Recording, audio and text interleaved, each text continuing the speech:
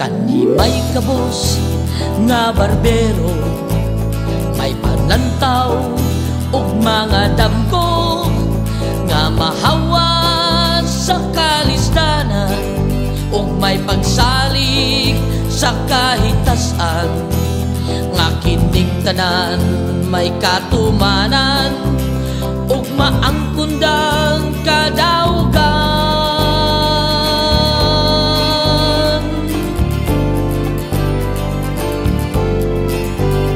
Wahimo ang babag sa kalampusan, ang kapus niya nakagikan.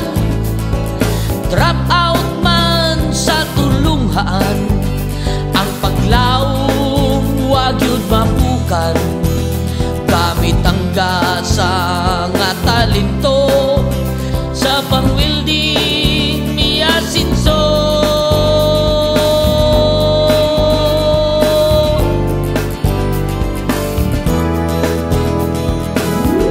Waniya usiki ang iyang panahon, kay matakutlo bulawanon. Kung wakay talento, jutay kahibalo, di kini babag sa pag-asinso.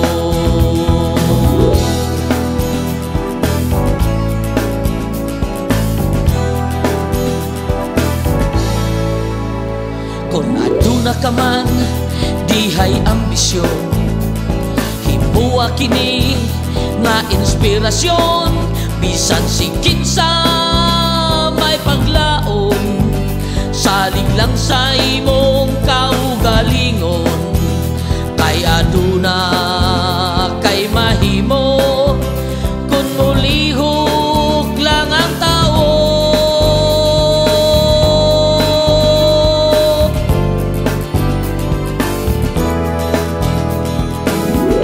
Ayaw usiki ang imong panahon, kay matagkutlong bulawanon. Ayaw usiki ang imong higayon, may mahayag ka pa nga kaugmaon.